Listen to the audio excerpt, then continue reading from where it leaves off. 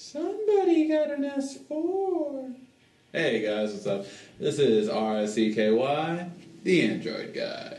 Hey guys, so welcome to another Android Weekly. Hope you guys are enjoying all the new videos out, and a lot of comments been seeing on it, a lot of views, so I appreciate that. Worked really hard and had to fly under the radar, and now you have the videos. But what's been going on in the news lately? I mean, what's going crazy right now? The first one I thought was just hilarious.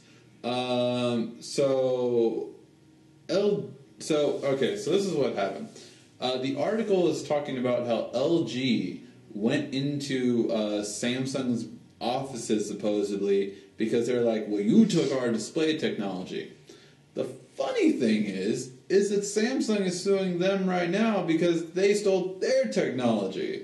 And so now LG is like, nah, man, not only did we not steal it, you stole ours, and we want to go inside your office and see about that. What? So, I love the spokesperson for Samsung that said basically, we have no reason to steal another company's, LED technology. We are the world's best, we have the world's best OLED technology. So, yeah. I thought this was funny. I remember when I went into a store one time, and don't get me wrong, I like the Nexus 4. I think it's a decent device, especially for those people, want prepaid and that kind of stuff. Perfect for that. But this lady was trying to tell me, she was an LG person or whatever, she tried to tell me how the Nexus 4 had the best screen ever, and, it was better than any other screen. I'm just like, no.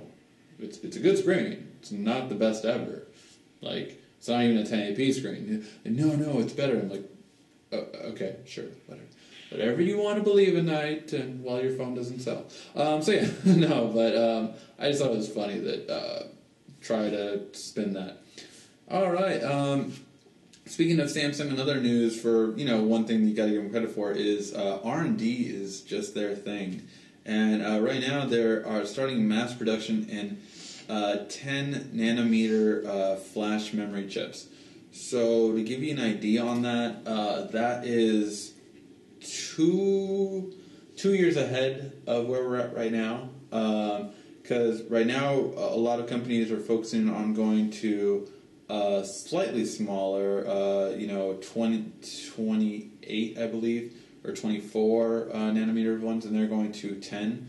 So just really cool, and they're starting it. It's the highest density chip, so it's really cool because we can fit a lot more storage, and this will also reflect on their processors as well, which will be able to be sped up as well. So really cool technology, and the fact that they're already starting mass production of this is really cool.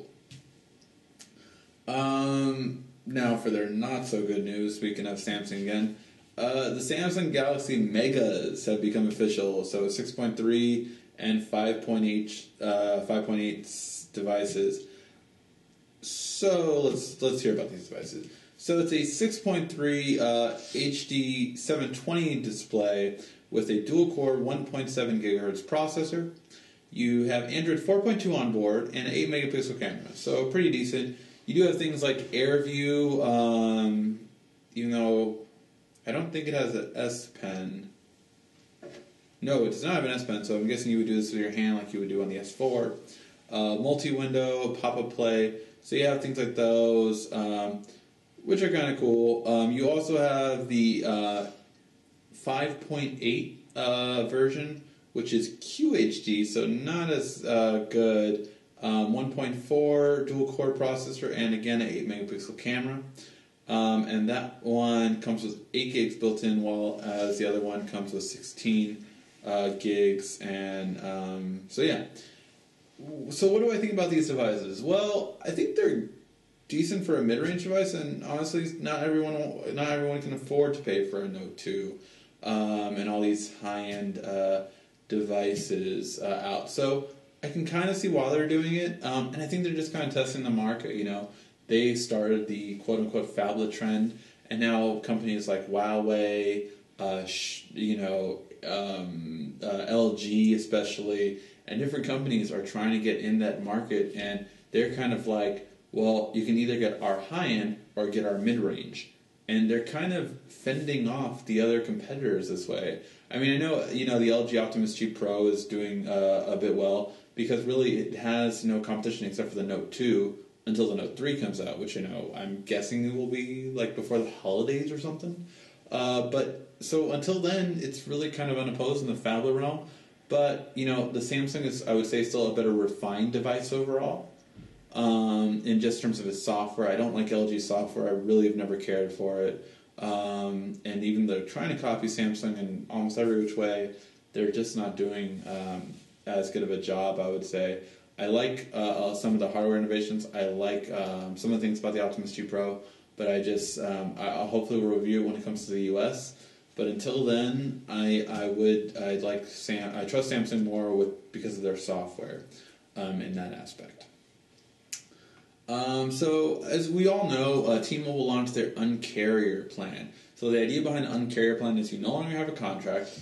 You have your device, and you pay, say it's a $600 device.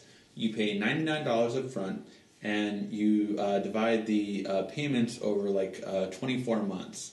And you can pay as low as $20 a month, or depending on how expensive your device is. The nice part about this is if you want to pay it off in 6 months and you have that kind of money, you can pay it off within 6 months and then get a new phone. So you have no contract whatsoever. So you can pay the phone off right away and be like, you know what, I don't want to be in T-Mobile anymore. I'm going to unlock it and go to another carrier. You can do that too. So that's a nice idea behind the Un-carrier plan. Now, Verizon is going to do something similar, supposedly, launching on the 21st. So, supposedly launching on August 21st, we're going to see a device payment plan from Verizon that does basically the same thing, but in a 12-month time span. Supposedly, this is going to be on any device over $350 and up, which essentially is every smartphone. I don't think there's a smartphone that falls under $350 that I can think of.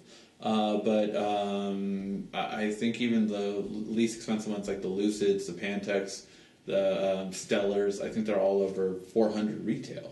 So it makes sense that Verizon's following this because, I mean, technically, if they can do this too, I mean, really it leads to better things for customers because you're no longer tied down to contracts. It's really great, and I hope that AT&T and Sprint follow suit as well. I mean, U.S. is one of the only countries that has contracts, and I think it would be great to just get rid of them, and you can leave anytime you want.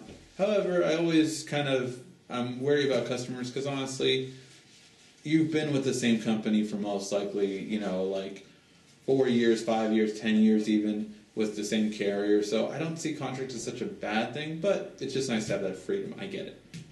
All right. In the next article, it's kind of a two-parter. So earlier on this week, we were said that, maybe the Note 3 might be a redesign and different metallic casing.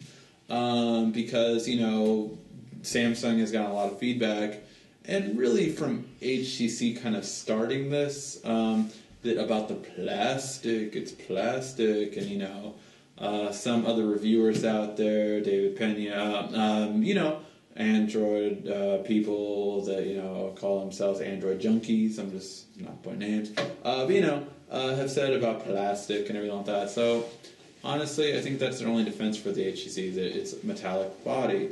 Other than metallic body and sound, the Samsung is better pretty much in every other way on the S4. So I mean, I get it. You have to pick out something, but in terms of the design being metallic, okay. Well, if you don't have a case, then I guess that matters to you. So, for those of you who don't have a case, then, supposedly we're getting metallic for the Note 3 now, supposedly. And there's been some images leaked. I'll put them right here so you guys can see. I don't know if this is it. I would say, at best, this could be a prototype, like an early version. They were like, well, maybe this is it. But, I don't know. What do you guys think? Do you guys think this is real? I personally don't. Or at most, I think it might be a prototype, but it definitely doesn't look polished. It definitely doesn't look finished. So if this is the Note 3, I would say this is an early prototype of it at most. But I do think it could be possible. I think, because of this feedback, Samsung worked a lot more on the internal, which is more important in the end anyway. And is one of the reasons why Samsung will outsell the HTC, because the internal, not to mention the camera. But basically, it's really that I feel that is why Samsung is doing so well, because they focus so much on the internal over the external. And now that they got that down, now if they just add to the external, you're good. And so that'll be on the Note 3, supposedly. Which I wouldn't mind. I mean, I hope they do more something like magnesium than aluminum. I don't like aluminum. But we'll see what kind of material they come up with. The Samsung Galaxy Note 8 might be coming in red and gray models, supposedly. Supposedly overseas, in different color, in Europe and in Germany retailers. We saw this photo of it saying that it's, in German, red and gray versions of it. So, supposedly it could come out in different colors. I would like a different colors. I like my white one, don't get me wrong. But it would be cool to have more color options. And then for the final article today, Galaxy S4 accessories are starting to be on Samsung's website, so you can go over to Samsung's website now and check out the Galaxy S4 accessories. One in particular, the new MHL adapter. So this is how you would directly connect your Galaxy S4 to your TV. Is now there, and it's a 2.0, so it's a newer version compared to the old version.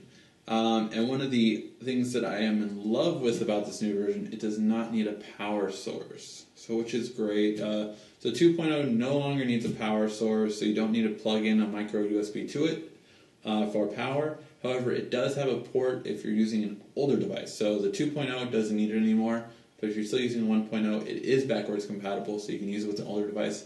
You just still have to use the adapter.